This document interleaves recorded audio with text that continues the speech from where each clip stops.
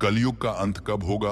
यह प्रश्न केवल भविष्य जानने की इच्छा नहीं, बल्कि मानव आत्मा के भीतर छिपे भय का प्रतिबिंब है।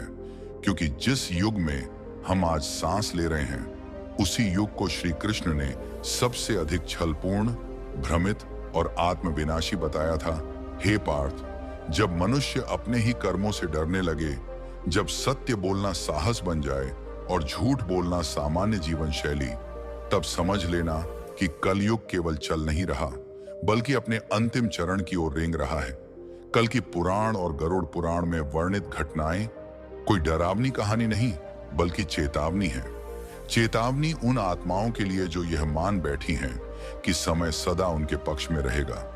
शास्त्र कहते हैं कि 4 युग केवल समय के खंड नहीं, बल्कि चेतना के स्तर हैं। सतयुग में मनुष्य आत्मा था, त्रेता में साधक, द्वापर में योद्धा और कलयुग में केवल उपभोक्ता बनकर रह गया। यही कारण है कि आज सब कुछ होते हुए भी मनुष्य भीतर से रिक्त है, शांति खोजता है लेकिन भाग दौड़ में उलझा है, धर्म की बातें करता है लेकिन आचरण से दूर भागता है। महाभारत के युद्ध के बाद जब पृथ्वी पर रक्त की गंध अभी थमी भी नहीं थी और द्वापर युग अपनी अंतिम सांसें गिन रहा था, तब धर्मराज युधिष्ठिर के मन में एक ऐसा प्रश्न उठा जिसने उन्हें रातों की नींद छीन ली। क्या आने वाला युग मनुष्य को ऊपर उठाएगा या पूरी मानवता को भीतर से खोखला कर देगा? वह जानते थे कि राज्य जीत लेना कठिन नहीं, लेकिन धर्म को बचाए रखना सबसे कठिन है। यही चिंता उन्हें द्वारिकाधीश श्री कृष्ण के चरणों तक ले गई, क्योंकि जब भविष्य धुंधला हो जाए तो केवल वही देख सकता है जो समय से परे है। श्री कृष्ण ने तब कहा था कि कलयुग को समझने के लिए शब्द पर्याप्त नहीं होंगे, क्योंकि यह युग मुखौटों का युग होगा, जहां पवित्रता का वेश पहनकर अपवित्रता राज करेगी, जहां ज्ञान का उपयोग मुक्ति के लिए नहीं बल्कि नियंत्रण के लिए किया जाएगा। उन्होंने संकेतों में बताया कि इस युग में मनुष्य बाहर से सभ्य दिखेगा, लेकिन भीतर से भय, लोभ और ईर्ष्या से ग्रस्त होगा। रिश्ते लाभ से तौले जाएंगे, गुरु बिकेंगे, धर्म व्यापार बनेगा और भक्ति केवल प्रदर्शन रह जाएगी। यही कारण है कि शास्त्र बार बार कहते हैं, कलयुग का अंत किसी एक दिन नहीं होगा, बल्कि यह धीरे धीरे मनुष्य की आत्मा को खोखला करते हुए आएगा। और जब मनुष्य यह समझेगा कि सब कुछ हाथ से निकल चुका है, तब समय उसे अवसर नहीं देगा। यह कथा केवल अतीत की स्मृति नहीं, बल्कि वर्तमान की चेतावनी और भविष्य का आईना है। और जो इसे आज गंभीरता से नहीं सुनेगा, वह कल इसे केवल इतिहास बनकर पढ़ेगा। इसलिए इस यात्रा को अंत तक सुनना मनोरंजन नहीं, बल्कि आत्मबोध है, क्योंकि कलयुग का अंत जितना भयावह बाहर से होगा, उससे कहीं अधिक विनाशकारी वह भीतर से होगा। श्री कृष्ण के वचनों को सुनकर पांडवों के मन में जो जिज्ञासा जगी, वह साधारण नहीं थी, क्योंकि वे समझ चुके थे कि आने वाला युग तलवारों से नहीं, बल्कि विचारों से लड़ा जाएगा। इसलिए कृष्ण की आज्ञा पाकर जब वे अलग अलग दिशाओं में रहस्यमय वनों की ओर बढ़े, तो वह केवल यात्रा नहीं, बल्कि भविष्य के गर्भ में झांकने का मार्ग था। धर्मराज युधिष्ठिर जिस वन में पहुंचे, वहां अजीब सी नीरवता थी, और उसी नीरवता के बीच उन्होंने एक विशाल हाथी को देखा जिसके 2 सूंड थे। वह दोनों सूंडों से एक साथ वृक्षों को उखाड़ रहा था, मानो शक्ति का दुरुपयोग उसका स्वभाव बन चुका हो। यह दृश्य देखकर युधिष्ठिर के हृदय में कंपन हुआ, क्योंकि उन्हें आभास हो गया कि यह संकेत उस समय का है जब सत्ता 2 चेहरे धारण करेगी, एक जनता को दिखाने के लिए और दूसरा अपने स्वार्थ के लिए। दूसरी ओर अर्जुन जिस वन में गए, वहां सब कुछ शांत और पवित्र प्रतीत हो रहा था, लेकिन उसी शांति के बीच उन्होंने एक विचित्र पक्षी देखा जिसके पंखों पर पवित्र ग्रंथों के चिन्ह थे। वह दिखने में ज्ञान और तप का प्रतीक था, किंतु वह मृत देहों को नोच नोच कर खा रहा था। अर्जुन समझ गए कि यह उस युग का संकेत है जहां ज्ञान रखने वाले भी करुणा से रहित होंगे, जहां उपदेश देने वाले स्वयं अपने उपदेशों का पालन नहीं करेंगे। भीम ने जिस दृश्य को देखा, वह और भी पीड़ादायक था। एक गाय जो मातृत्व का प्रतीक मानी जाती है, अपने ही नवजात बछड़े को अत्यधिक स्नेह में इतना चाट रही थी कि उसका शरीर घायल हो गया। यह दृश्य बताता है कि कलयुग में प्रेम भी विवेकहीन हो जाएगा, जहां अधिकार तो होगा लेकिन उत्तरदायित्व नहीं। सहदेव ने 7 कुओं का दृश्य देखा, जिसमें 6 कुओं में जल भरा था, लेकिन बीच का सबसे गहरा कुआं सूखा पड़ा था। यह संकेत था उस समाज का जहां बाहरी समृद्धि तो होगी, लेकिन भीतर संवेदना का पूर्ण अभाव होगा। लोग धन से भरे होंगे, पर हृदय से खाली।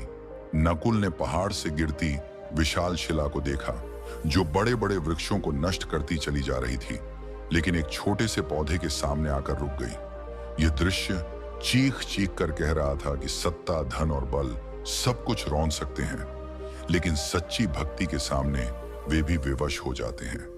जब सभी पांडव अपने अपने अनुभव लेकर श्री कृष्ण के पास लौटे, तो वह समझ चुके थे कि कलयुग का सबसे बड़ा संकट बाहर नहीं, बल्कि मनुष्य के भीतर होगा। श्री कृष्ण ने तब कहा कि यह युग युद्ध का नहीं, बल्कि विवेक की परीक्षा का युग होगा, जहां शत्रु सामने नहीं बल्कि विचारों में छिपा होगा, जहां अधर्म शोर नहीं मचाएगा बल्कि सामान्य बन जाएगा, और यही सामान्यता मानवता को धीरे धीरे समाप्त कर देगी। इसलिए जो इस युग में भी सत्य, करुणा और भक्ति का मार्ग नहीं छोड़ेगा, वही अंधकार के बीच प्रकाश बन पाएगा। ये संकेत केवल भविष्य की कथा नहीं, बल्कि आज के समय की चेतावनी है, क्योंकि कलयुग का बीज आज के कर्मों में ही बोया जा रहा है। पांडवों द्वारा देखे गए संकेतों के बाद भी कलयुग का भयावह स्वरूप पूरी तरह स्पष्ट नहीं हुआ था, क्योंकि जो दिखाई देता है वह हमेशा सत्य नहीं होता, और जो सत्य होता है वह अक्सर दिखाई नहीं देता। इसी कारण गरुड़ पुराण में एक और गूढ़ प्रसंग आता है, जहां पक्षीराज गरुड़ स्वयं भगवान विष्णु से प्रश्न करते हैं कि हे प्रभु, चारों युगों में यदि कलयुग सबसे छोटा है, तो फिर इसे सबसे भयावह क्यों कहा गया है? भगवान विष्णु ने तब गंभीर स्वर में कहा कि गरुड़, कलयुग की भयावहता उसकी अवधि में नहीं बल्कि उसके प्रभाव में है, क्योंकि इस युग में पाप को पाप नहीं समझा जाएगा, अधर्म को अपराध नहीं बल्कि चतुराई माना जाएगा। मनुष्य की आयु धीरे धीरे सिमटती चली जाएगी और जीवन केवल सांसों की गिनती बनकर रह जाएगा। ऐसा समय आएगा जब मनुष्य 20 वर्ष की आयु में ही थकान, रोग और निराशा से भर जाएगा। बाल अवस्था में ही शरीर झुकने लगेगा, स्मृति कमजोर हो जाएगी और मन भय से ग्रस्त रहेगा। यह केवल शारीरिक पतन नहीं बल्कि आत्मिक दुर्बलता का परिणाम होगा। लोग अनियमित जीवन, तामसिक भोजन और निरंतर तनाव के कारण स्वयं अपने शरीर को नष्ट कर देंगे। स्त्रियां अल्प आयु में मातृत्व धारण करेंगी, लेकिन दुर्बल शरीर के कारण संतानों का पालन ठीक से नहीं कर पाएंगी, जिससे आने वाली पीढ़ियां और भी कमजोर, असंतुलित और रोगग्रस्त होंगी। समाज में गुरु का स्थान समाप्त हो जाएगा और स्वार्थी लोग स्वयं को मार्गदर्शक घोषित करने लगेंगे। विवाह केवल समझौता बन जाएगा और रिश्ते सुविधा पर टिके रहेंगे। धर्म केवल ग्रंथों तक सीमित रह जाएगा और आचरण से विलुप्त होता चला जाएगा। भगवान विष्णु ने कहा कि कलयुग का सबसे बड़ा संकट यह होगा कि मनुष्य को यह एहसास ही नहीं होगा कि वह पतन की ओर जा रहा है। वह स्वयं को आधुनिक, बुद्धिमान और सफल समझेगा, जबकि भीतर से वह खोखला और भयभीत होगा। करुणा को कमजोरी और संयम को मूर्खता समझा जाएगा। लोग अपने सुख के लिए दूसरों के दुख को अनदेखा करेंगे और यही स्वार्थ धीरे धीरे पूरे समाज को भीतर से तोड़ देगा। गरुड़ जी ने जब यह सुना तो उनका हृदय कांप उठा, क्योंकि यह भविष्य नहीं बल्कि वर्तमान का प्रतिबिंब प्रतीत हो रहा था। भगवान विष्णु ने अंत में कहा कि इस युग में मोक्ष का मार्ग कठिन नहीं बल्कि सरल होगा, लेकिन मनुष्य उसे स्वीकार नहीं करेगा, क्योंकि कलयुग में भी यदि कोई नाम स्मरण, सत्य और करुणा का मार्ग पकड़ ले तो वही इस अंधकार से बाहर निकल सकता है। परंतु दुर्भाग्य यह होगा कि अधिकांश लोग प्रकाश होते हुए भी अंधकार को ही चुनेंगे। यही चयन कलयुग को सबसे भयावह बनाता है, और यही वह सत्य है जिसे जानकर मनुष्य को डरना नहीं बल्कि जागना चाहिए। गरुड़ जी भगवान विष्णु के वचनों को सुनकर भी संतुष्ट नहीं हुए, क्योंकि उन्हें आभास हो गया था कि कल युग का पतन केवल शरीर और आयु तक सीमित नहीं रहेगा, बल्कि वह मनुष्य के चरित्र, रिश्तों और समाज की जड़ों को भीतर से खोखला कर देगा। तब उन्होंने पूछा, हे प्रभु, क्या इस युग में धर्म पूरी तरह नष्ट हो जाएगा और क्या मनुष्य अपने ही कर्मों से स्वयं को अंधकार में धकेल देगा? भगवान विष्णु ने गंभीर स्वर में उत्तर दिया कि गरुड़, ऐसा समय आएगा जब पवित्रता दुर्लभ हो जाएगी और लज्जा मनुष्य के जीवन से लुप्त हो जाएगी। स्त्री और पुरुष का संबंध केवल भोग पर टिकेगा और विवाह केवल एक सामाजिक औपचारिकता बनकर रह जाएगा। लोग एक दूसरे को त्यागने में उतने ही सरल होंगे जितने आज वचन देने में हैं। माता पिता और संतान के बीच विश्वास टूटेगा, गुरु शिष्य का संबंध व्यापार बन जाएगा और मंदिरों में भी श्रद्धा से अधिक प्रदर्शन दिखाई देगा। लोग धर्म का उपयोग अपने अपराधों को ढकने के लिए करेंगे और पाप को तर्कों से उचित ठहराएंगे। स्त्रियां आभूषणों और बाहरी आकर्षण को ही शक्ति समझेंगी और पुरुष अधिकार को प्रेम मान बैठेंगे। दोनों ही अपनी जिम्मेदारियों से भागेंगे।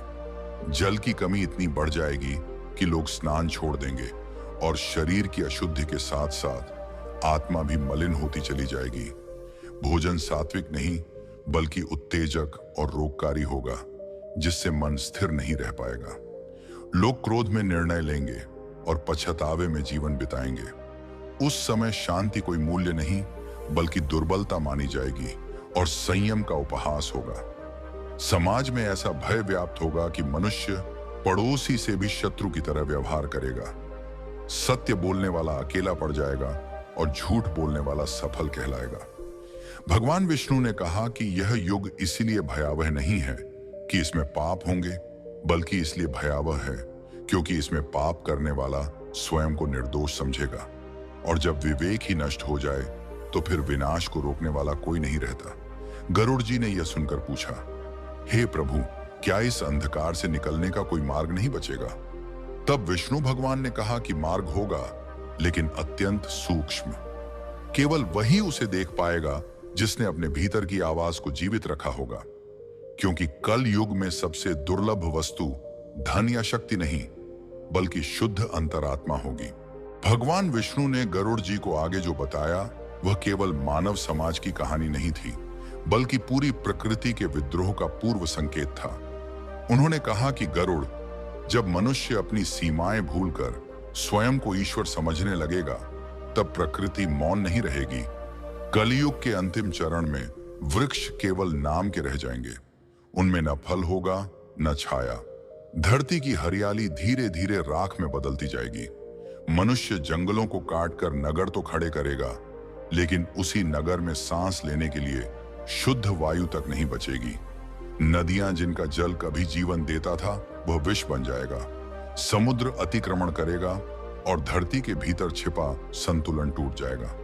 वर्षा समय पर नहीं होगी, कभी महीनों तक एक बूंद नहीं गिरेगी और कभी एक ही दिन में सब कुछ बह जाएगा। खेत बंजर हो जाएंगे, अन्न दुर्लभ हो जाएगा और जो थोड़ा बहुत उगेगा वह पोषणहीन और रोग फैलाने वाला होगा। मनुष्य भोजन के लिए संघर्ष करेगा और पानी के लिए युद्ध करेगा। गाय जो कभी माता मानी जाती थी वह केवल वस्तु बनकर रह जाएगी। उसका सम्मान नहीं बल्कि शोषण होगा। दूध दुर्लभ होगा और मनुष्य तामसिक आहार पर निर्भर होकर और अधिक क्रूर बनता चला जाएगा। गरुड़ जी कांपते हुए सुन रहे थे, क्योंकि यह भविष्य नहीं बल्कि वर्तमान की दिशा लग रही थी। भगवान विष्णु ने कहा कि जब प्रकृति रोती है तो वह पहले संकेत भेजती है। सूखा, बाढ़, रोग, महामारी, ये दंड नहीं चेतावनियां हैं।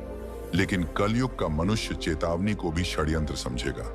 वह अपनी गलती मानने के बजाय प्रकृति को दोष देगा और यही अहंकार अंततः विनाश का द्वार खोलेगा। लोग अपने ही बच्चों के लिए अन्न और जल नहीं बचा पाएंगे। समाज में करुणा समाप्त हो जाएगी, क्योंकि भय करुणा को निगल जाता है। उस समय मंदिरों की घंटियां तो बजेंगी, लेकिन हृदय में श्रद्धा नहीं होगी। लोग ईश्वर को पुकारेंगे, लेकिन अपने कर्म नहीं बदलेंगे। और यही वह क्षण होगा जब सृष्टि समझ लेगी कि अब शुद्धिकरण आवश्यक है।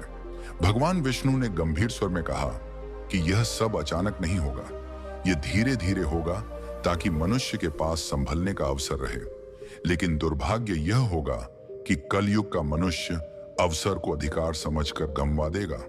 और जब धरती, जल, वायु और अग्नि चारों दिशाओं से मौन क्रोध प्रकट करेंगे, तब कोई भी शक्ति मनुष्य को स्वयं से नहीं बचा पाएगी, क्योंकि यह विनाश बाहर से नहीं बल्कि भीतर से जन्म लेगा। भगवान विष्णु ने गरुड़ जी से कहा कि गरुड़, जब कलयुग अपने अंतिम श्वास गिनने लगेगा, तब यह संसार बाहर से नहीं बल्कि भीतर से टूट चुका होगा। मनुष्य की आंखों में भय स्थायी रूप से बस जाएगा और हृदय से विश्वास पूरी तरह लुप्त हो जाएगा। उस समय कोई किसी का नहीं रहेगा, भाई भाई का शत्रु बनेगा, पुत्र पिता का भार समझा जाएगा और माता की ममता भी परिस्थितियों के नीचे दब जाएगी। नगर शोर से भरे होंगे, लेकिन आत्माएं सूनी होंगी। लोग भीड़ में रहकर भी अकेले मरेंगे। शासक जनता की रक्षा नहीं बल्कि अपने अस्तित्व के लिए हिंसा करेंगे। न्याय केवल शब्द बनकर रह जाएगा और बल ही अंतिम सत्य माना जाएगा। उस समय रोग केवल शरीर को नहीं बल्कि मन को भी ग्रसित करेंगे। ऐसी महामारियां फैलेंगी जिनका कोई उपचार नहीं होगा, क्योंकि करुणा और सेवा का भाव ही समाप्त हो चुका होगा। मनुष्य मृत्यु से नहीं बल्कि जीवन से डरने लगेगा। दिन की अपेक्षा रात अधिक सुरक्षित लगेगी। लोग बच्चों को जन्म देने से भय खाएंगे, क्योंकि भविष्य केवल अंधकार दिखेगा। भगवान विष्णु ने कहा कि उस समय पृथ्वी कराहेगी, पर्वत कांपेंगे, समुद्र अपनी सीमाएं भूल जाएंगे और आकाश में विचित्र परिवर्तन होंगे। सूर्य की तपिश असहनीय हो जाएगी, ऋतुएं अपना स्वभाव खो देंगी, कहीं अग्नि बरसेगी तो कहीं बर्फ। प्रकृति का प्रत्येक तत्व यह संकेत देगा कि अब संतुलन टूट चुका है। गरुड़ जी ने भयभीत होकर पूछा, हे प्रभु, क्या तब भी मनुष्य को चेतावनी दी जाएगी? भगवान विष्णु ने उत्तर दिया कि चेतावनियां बहुत पहले दी जा चुकी होंगी, ग्रंथों में, कथाओं में, संतों के वचनों में। लेकिन कल युग का मनुष्य उन्हें मनोरंजन समझकर टाल देगा, और जब अंतिम क्षण आएगा तब उसे बोध होगा कि जिसे वह कहानी समझ रहा था वही उसका सत्य था। उस समय धर्म का भार कुछ ही आत्माओं पर शेष रहेगा, जो अंधकार में दीपक की तरह जलेंगी। वे संख्या में कम होंगी, लेकिन उनका प्रकाश अमर होगा, क्योंकि जब संपूर्ण सृष्टि शुद्धिकरण की मांग करेगी, तब ईश्वर मौन नहीं रहेंगे। यह वह क्षण होगा जब समय स्वयं अपने चक्र को रोककर विनाश का द्वार खोलेगा और कलयुग की रात अपनी अंतिम घड़ी में प्रवेश करेगी। भगवान विष्णु ने गरुड़ जी से कहा कि गरुड़, जब कलयुग अपनी अंतिम सीमा को पार कर जाएगा और अधर्म अपनी चरम अवस्था में पहुंच जाएगा, तब वह दृश्य प्रकट होगा जिसे सुनकर भी आत्मा कांप उठती है। उस समय आकाश में एक नहीं बल्कि 7 सूर्य प्रकट होंगे। पहले सूर्य को देखकर मनुष्य इसे केवल एक खगोलीय परिवर्तन समझेगा। दूसरे सूर्य को देखकर भय उत्पन्न होगा। तीसरे सूर्य के आते ही पृथ्वी की नमी समाप्त होने लगेगी। चौथे सूर्य के साथ नदियां सूखने लगेंगी। 5वें सूर्य के प्रकट होते ही समुद्र उबलने लगेंगे। छठे सूर्य की अग्नि से पर्वत पिघलने लगेंगे और 7वें सूर्य के उदय होते ही संपूर्ण पृथ्वी अग्नि के महासागर में बदल जाएगी। यह अग्नि साधारण नहीं होगी, यह वह दिव्य अग्नि होगी जो समय के गर्भ से जन्म लेती है, जिससे न कोई वृक्ष बचेगा, न कोई नगर, न कोई पर्वत और न ही कोई स्मृति। धरती की सतह जलते हुए तांबे की तरह तपने लगेगी। आकाश धुएं से भर जाएगा, वायु विषैली हो जाएगी और प्राणी श्वास लेने से पहले ही राख बन जाएंगे। उस समय न मंत्र काम आएंगे, न औषधि, न विज्ञान और न ही कोई शरण, क्योंकि यह विनाश किसी शत्रु द्वारा नहीं बल्कि स्वयं सृष्टि के संतुलन द्वारा होगा। भगवान विष्णु ने कहा कि उस समय लोग पर्वतों की ओर भागेंगे, लेकिन पर्वत स्वयं जल रहे होंगे। लोग समुद्र में कूदेंगे, लेकिन समुद्र उबल रहा होगा। लोग आकाश की ओर हाथ फैलाएंगे, लेकिन आकाश स्वयं अग्नि बरसा रहा होगा। यह वह क्षण होगा जब मनुष्य को पहली बार यह अनुभव होगा कि वह कितना तुच्छ है और प्रकृति कितनी विराट।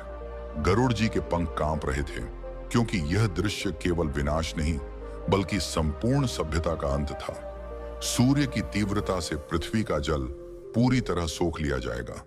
धरती दरारों से फटने लगेगी और उन दरारों से प्रलय की अग्नि बाहर आएगी। यह संहार क्रोध से नहीं बल्कि शुद्धिकरण से होगा, क्योंकि जब पाप, अहंकार और स्वार्थ असहनीय हो जाते हैं, तब सृष्टि स्वयं को शुद्ध करने के लिए जलती है। भगवान विष्णु ने कहा कि यह वह क्षण होगा जब समय स्वयं नष्ट हो जाएगा। भूत, वर्तमान और भविष्य एक साथ विलीन हो जाएंगे और कलयुग की लंबी अंधकारमय रात अंततः समाप्त होगी। लेकिन यह अंत अंतिम नहीं होगा, क्योंकि अग्नि के बाद ही सृष्टि पुनः जन्म लेती है। पर उस नई सृष्टि में केवल वही चेतनाएं स्थान पाएंगी जिन्होंने अंधकार के युग में भी धर्म, सत्य और करुणा को नहीं छोड़ा होगा। और यही कारण है कि कलयुग का अंत भयावह होते हुए भी दिव्य है, क्योंकि यह विनाश नहीं बल्कि पुनर्जन्म का द्वार है। 7 सूर्यों की अग्नि से जब संपूर्ण पृथ्वी राख में बदल जाएगी और आकाश तक धुएं से भर जाएगा, तब भगवान विष्णु गरुड़ जी से कहते हैं कि गरुड़, अब अग्नि का कार्य पूर्ण हो चुका है और सृष्टि शुद्धिकरण के अगले चरण में प्रवेश करेगी। उसी क्षण आकाश में घोर परिवर्तन होगा। तप्त आकाश अचानक काले मेघों से ढक जाएगा। ये साधारण मेघ नहीं होंगे, बल्कि प्रलयकारी मेघ होंगे, जिनमें स्वयं रुद्र का तेज समाया होगा। और फिर आरंभ होगी महावर्षा। एक दिन, एक वर्ष या 10 वर्ष नहीं, बल्कि लगातार 100 वर्षों तक अविराम वर्षा, ऐसी वर्षा जो जीवन नहीं बल्कि स्मृतियों को डुबो देगी। अग्नि से जली हुई पृथ्वी पर जब यह जल गिरेगा, तो वह भाप बनकर आकाश को और भी घना कर देगा। नदियां, झीलें और समुद्र अपनी सीमाएं खो देंगे। पर्वत जल में डूब जाएंगे, दिशाएं विलीन हो जाएंगी और संपूर्ण पृथ्वी एक अथाह जलराशि में परिवर्तित हो जाएगी। उस समय न कोई देश बचेगा, न कोई काल, न कोई पहचान, केवल जल, मौन और अनंतता होगी। भगवान विष्णु ने कहा कि यह वर्षा दंड नहीं बल्कि अंतिम शुद्धिकरण है, क्योंकि अग्नि ने स्थूल पाप को जलाया और जल सूक्ष्म अहंकार को बहा ले जाएगा। उस समय सृष्टि गर्भावस्था में होगी। जैसे बीज मिट्टी में गलकर नए अंकुर का मार्ग बनाता है, वैसे ही यह जल नई सृष्टि की भूमिका होगा। केवल वही चेतनाएं इस जल में सुरक्षित रहेंगी जिनमें धर्म का बीज जीवित होगा, क्योंकि शरीर नष्ट होगा लेकिन संस्कार नहीं।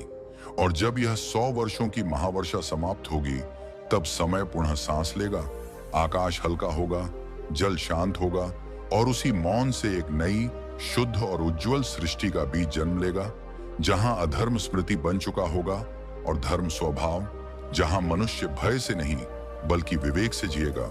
भगवान विष्णु ने गरुड़ जी से कहा कि यही सृष्टि का नियम है। अंधकार के बिना प्रकाश का मूल्य नहीं और अंत के बिना आरंभ संभव नहीं। इसलिए कल युग का अंत जितना भयावह दिखाई देता है, उतना ही वह आशा का द्वार भी है, क्योंकि जो आत्मा इस युग में भी सत्य और भक्ति को थामे रहती है, वही आने वाले युग की आधारशिला बनती है।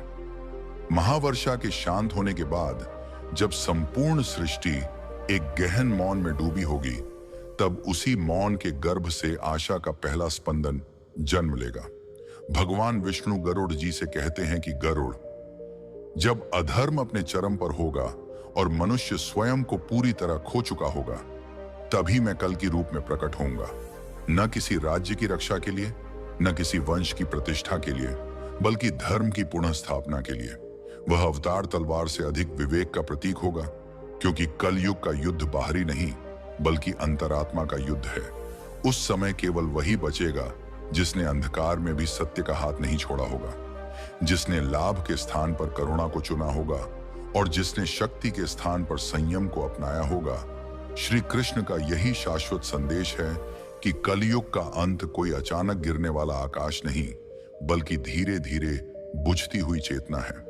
और यदि मनुष्य आज भी जाग जाए, तो प्रलय उसके लिए विनाश नहीं बल्कि परिवर्तन बन सकता है। यह कथा डराने के लिए नहीं बल्कि जगाने के लिए है, क्योंकि ईश्वर सदा चेतावनी देता है, दंड अंत में आता है। यदि आज हम अपने विचार, कर्म और अहंकार को संयमित कर लें, तो वही कलयुग का सबसे बड़ा समाधान है। यही कारण है कि शास्त्र कहते हैं, कलयुग में एक सच्चा नाम स्मरण भी 1000 यज्ञों के बराबर है।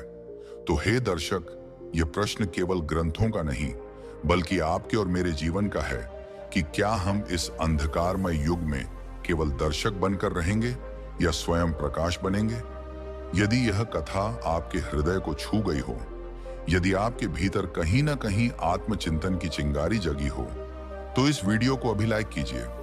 इसे अपने प्रियजनों के साथ साझा कीजिए ताकि वे भी समय रहते जाग सकें और ऐसे ही रहस्यमय शास्त्रों से निकले सत्य और श्री कृष्ण के दिव्य मार्ग को समझने के लिए कृष्ण मार्ग चैनल को सब्सक्राइब करना ना भूलें। और यदि आप भी भगवान श्री कृष्ण पर विश्वास रखते हैं तो कमेंट बॉक्स में पूरे मन और श्रद्धा से लिखिए। जय श्री कृष्ण। मित्रों, ये कथा यहीं समाप्त होती है, लेकिन इसका संदेश यहीं खत्म नहीं होता, क्योंकि असली यात्रा तो अब शुरू होती है। आपके भीतर अपने कर्मों और अपने विवेक के साथ, इन्हीं भावनाओं के साथ हम आपसे विदा लेते हैं और फिर मिलेंगे अगली वीडियो में एक और गूढ़ रहस्य, एक और चेतावनी और श्री कृष्ण के दिव्य मार्ग के साथ। तब तक प्रभु का स्मरण करते रहें। जय श्री कृष्ण।